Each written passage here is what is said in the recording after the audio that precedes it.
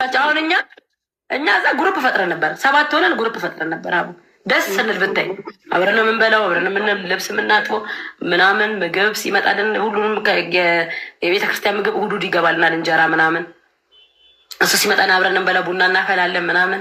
ከዛ ካርታ እንጫወታለን። እኛ ጀማው በቃ እኛ ስቶቭ አለ ማለት ነው ቡና ለማፍላት ክፍላችሁ ውስጥ።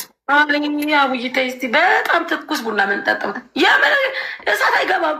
በእንትን እንዴት እንደምናፈላላቀች ቡና እንዴት የመጀመሪያ ቀን ቡና እናፈላልሻለን አሁን አታልቅሽ ተረጋጊ ብለውኝ፣ ወይኔ እዛ መክፈር ደግሞ ቡና ጠጥቼ አላውቅም። 1 ወር ሙሉ ወይኔ ጠዴ በእንትን በፔርሙዝ ማማ ታመጣልኝ ነበረ እዛ ማለት እና ቆይት በር ላይ ተቆይቶት ውሎ ማታ ላይ ሲያመጡት በጣም ትኩስ አይሆንልኝም። ከዛ እዛ ሴት ደስ አለኝና ሰፍ ብዬ ቡና ሊያፈሉልኝ ነው ብዬ አውስጠበት በሚያደርጉት ቡናውን ዱቄቱን በሚጠጣ ሀይላንዱ ሀይላ ሙሉ እሱ ላይ ከተውት ምጥጥ ያደረጉት እንደበሶ ማለት ነው። ምጥጥ ካረጉት በኋላ ባልዲ ላይ ትኩስ ሻወር ቤት ትኩስ ውሃ አለ የገላችን ማለት ነው። ትኩሱን ውሃ ባልዲ ላይ ያደረጉትና ቡናውን ጨምሮት ሄደ ከተውት ከድነውት በሙቀት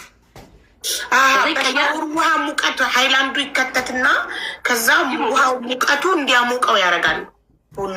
የሻወር ውሃ ፍል ነው ማሚ እንቷሉት ራሱ አለው ከዛ ይከድኑታል በፌስታል ባልዲው ክዳን ክልል በፌስታል ይታሰራል።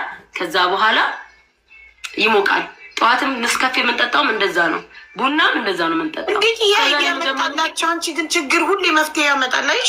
በጣም ስማርት ናቸው። እንዴት ጋይ ሱሲ ችግር እንዴት ብልሃት እንደሚያመጣ እንዴት ይሄ አይዲያ መጣላቸው። በሀይላንድ ዱቄቱን በንጹህ ውሃ በጥብጠው ከዛ ሙቅ ውሃ ውስጥ መክተቱ አይዲያው የመጣለት የመጀመሪያው ሰው ደስ ሲል እንትን የገብርኤል ቀን የማርያም ቀን ምናምን ደግሞ እንደዚህ ካርቶን ይደረድሩና ይሄ የቡና እንትን ሲኒው ይሸጣል ሱፐርማርኬት የካርቶኑ ማለት እሱን ይደረድሩና ተሰብስበው ጸሎት አድርገው መዝሙር ዘምረው ሻማ ደግሞ ማብራት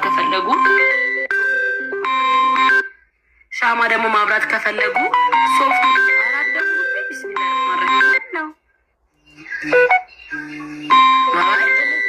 ብሎ ከማረግ ሰው እየዘጋበት ዝም ብሎ ሶስቴ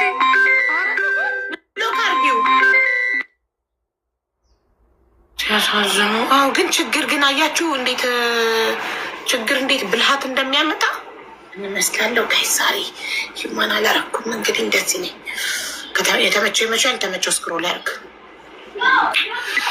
እሺ ፍቅርን ተደውሎ ነው ብዬ ይቅርታሽ እኮ ገብቶኛል። እኔም ግን ብሎ ከረምን አታረጊውም